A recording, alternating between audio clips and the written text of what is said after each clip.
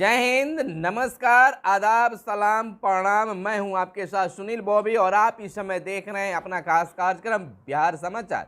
बिहार समाचार में हम खबरें लेते हैं शिक्षा, रोजगार, गांव की सरकार और राजनीतिक हलचलों से।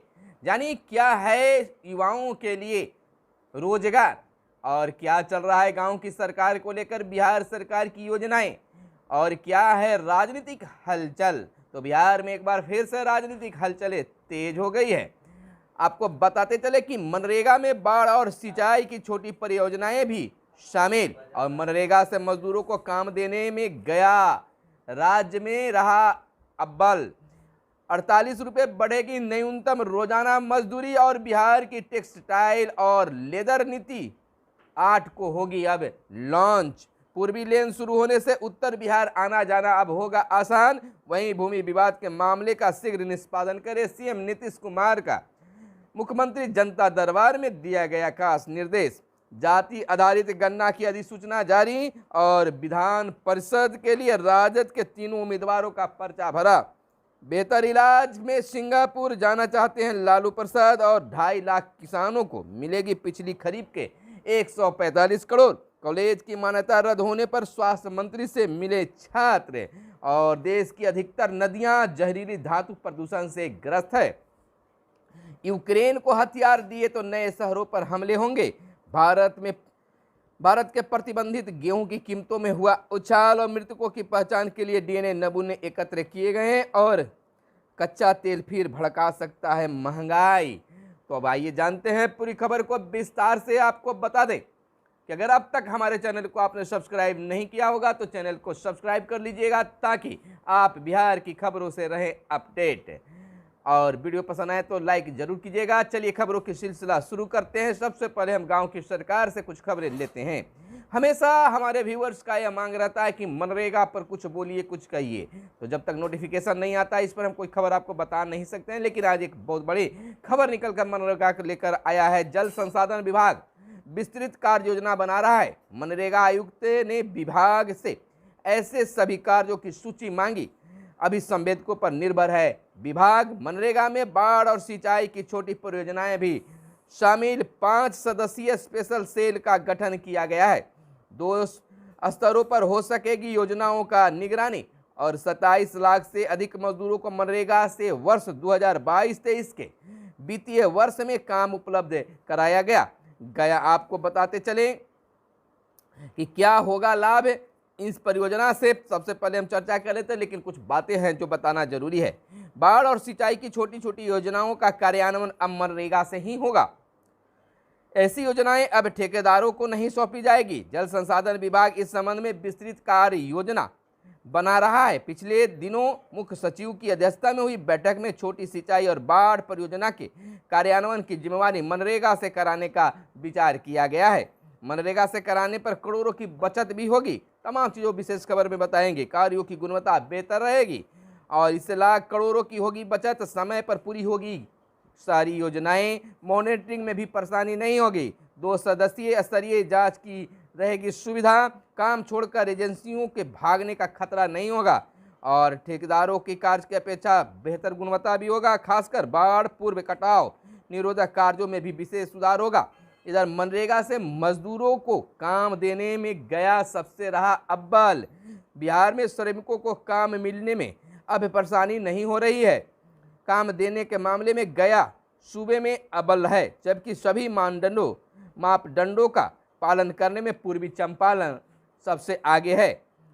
6 जून को केंद्र के ग्रामीण विकास विभाग ने सूबे की जिलावार रिपोर्ट जारी कर दी है। सूबे में कुल 27,13,329 मजदूरों को मनरेगा से वर्ष 2022-23 में वित्तीय वर्ष में काम उपलब्ध कराया गया है। वहीं आपको बता दें कि 48 रुपये बढ़ेगी न्यूनतम रोजाना मजदूरी। आपको बता दें कि बिहार के मजदूरों को अब न्यूनतम 366 रुपये रोजाना मजदूरी मिलेगी। मजदूरों की न्यूनतम मजदूरी दर में वृद्धि की गई अनुशंसा न्यूनतम मजदूरी परामर्श सदस्य परिषद ने की है। अब इस लोगों को आपत्ति और सुझाव लिए जाएंगे। 2 महीने के बाद नई दर बिहार में प्रभावी भी हो जाएगी। आपको बता दें, एक नज़र में आप जान लीजिए, श्रेणी होगी अकुशल 318 रुपया मिलेगा, अकुशल मजदूरों को 318 रुपया रहेगा और अर्धकुशल मजदूरों को 330 रुपया मिलेगा और कुशल मजदूरों को 503 रुपये मिलेंगे। अति कुशल मजदूरों को 492 रुपये मिलेंगे और पर्यवेक्षीय 9,111 मासिक होगा। तो इस तरह से मजदूरी भी बढ़ाने की योजना सरकार के पास में है। और 3 जिलों में आज भारी बारिश की चेतावनी जारी की गई है, यानी कि 3 जिलों में आज भारी बारिश हो सकती है। सूबे के 2 भाग में 2 तरह के मौसम बना हुआ है। दक्षिण बिहार के जेठ तप रहा है, जबकि उत्तर बिहार में कई जगहों पर भारी बारिश हुई है। पूर्वी झारखंड व इसके आसपास एक अन्य चक्रवातीय परिसंचरण का क्षेत्र बना है। इस मौसमी सिस्टम के प्रभाव से मधुबनी, अररिया, किशनगंज, सहरसा, मधेपुरा, पूर्णिया, भागलपुर और कटिहार में सोमवार को मेघ गर्जन का येलो अलर्ट जारी किया गया। मंगलवार को पूर्णिया, अररिया, किशनगंज में 1-2 जगहों पर भारी बारिश की चेतावनी मौसम विभाग ने जारी की है। इसके बाद भी उत्तर बिहार में 10 जून तक आंधी पानी का अलर्ट भी जारी किया गया है। और लालू प्रसाद पलामू गए, आज है पेशी। राजद प्रमुख लालू प्रसाद सोमवार को यानी पार्टी की विधान परिषद उम्मीदवारों के नामांकन के बाद पलामू चले गए हैं। इधर विधानसभा अध्यक्षों ने की विजय सिन्हा से भेंट। हरियाणा विधानसभा के अध्यक्ष ज्ञानचंद्र गुप्ता ने बिहार विधानसभा के अध्यक्ष विजय कुमार सिन्हा से उनके 2 देशरत्न मार्ग स्थित सरकारी आवास पर शिष्टाचार भेंट की है। और जायसवाल भी दे रहे हैं परिवारवाद का तकरीर। महागठबंधन द्वारा जारी आरोप पत्र पर भाजपा के बयान पर प्रतिक्रिया व्यक्त करते हुए राजद प्रवक्ता चित्तरंजन गगन ने कहा है कि भाजपा और जदयू नेता सत्य से कब तक भागते रहेंगे। मजाक तो यह है कि परिवारवाद की उपज भाजपा अध्यक्ष संजय जायसवाल भी परिवारवाद पर तकरीर दे रहे हैं। कहा है कि महागठबंधन के आरोप पत्र में जो भी आंकड़े दिए गए हैं वे सारे स्वतंत्र मानक संस्थानों के मूल्यांकन पर आधारित है। 1 करोड़ मुआवजा व नौकरी देने की मांग। भारतीय कम्युनिस्ट पार्टी बिहार राज्य परिषद के समस्तीपुर में एक ही परिवार के 5 लोगों के सामूहिक आत्महत्या पर गहरी संवेदना व्यक्त की है। पार्टी के राज्य सचिव राम नरेश पांडे ने कहा है कि पार्टी पीड़ित परिवार को 1 करोड़ रुपए मुआवजा देने की मांग करती है। उनके परिवार में बच्चे, बेटी व दामाद को सरकारी नौकरी व सुरक्षा प्रदान करने की मांग भी की है। इधर आपको बता दें कि बिहार में पटना में कल मुख्यमंत्री जनता दरबार 1 महीने बाद फिर से लगाया गया। कई समस्याओं को मुख्यमंत्री ने सुना और तत्काल उसे निवारण के लिए आदेश भी दिया। इधर बता दें कि मुख्यमंत्री ने जनता दरबार में आदेश दिया भूमि विवाद के मामले को शीघ्र निष्पादन करें। जनता दरबार में मुख्यमंत्री कार्यक्रम में बीते दिन अधिसंख्य मामले भूमि विवाद के संबंधित ही आए। मुख्यमंत्री नीतीश कुमार ने सभी लोगों की समस्याओं को ध्यान से सुना और तत्काल मामले में निष्पादन का निर्देश भी दिया। कई मामलों में उन्होंने विभाग को आलाधिकारी को फोन कर शीघ्र मामले की जांच कर आवश्यक कार्रवाई करने के भी निर्देश दिए हैं। अब पूर्वी लेन शुरू होने से उत्तर बिहार आना जाना अब आसान होगा। गांधी सेतु की बात है। महात्मा गांधी सेतु की पूर्वी लेन शुरू होने से उत्तर बिहार आना जाना अब काफ़ी आसान हो गया है। 5.58 किलोमीटर लंबे इस पुल पर 1,742 करोड़ खर्च हुए हैं। इसके बनने से गांधी सेतु पर लगने वाले जाम की समस्या से मुक्ति मिलेगी। और जातीय आधारित गणना की अधिसूचना जारी। बिहार में जाति आधारित गणना की अधिसूचना सोमवार को सामान्य प्रशासन विभाग ने जारी कर दी है। राज्य सरकार अपने संसाधनों से गणना का काम कराएगी। जातिगत गणना कराने की जिम्मेवारी सामान्य प्रशासन विभाग को होगी।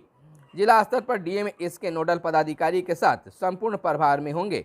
अधिसूचना के मुताबिक सामान्य प्रशासन विभाग व जिलाधिकारी ग्राम पंचायत और उच्च स्तरों पर विभिन्न विभागों के अधीनस्थ काम करने वाले कर्मियों की सेवाएं इनके लिए जा सकेंगे। जाति आधारित गणना के दौरान आर्थिक स्थिति के सर्वेक्षण का भी काम होगा। इस पर 500 करोड़ रुपए खर्च होने के अनुमान है। इस राशि का प्रावधान बिहार आकस्मिकता निधि से किया जाना है।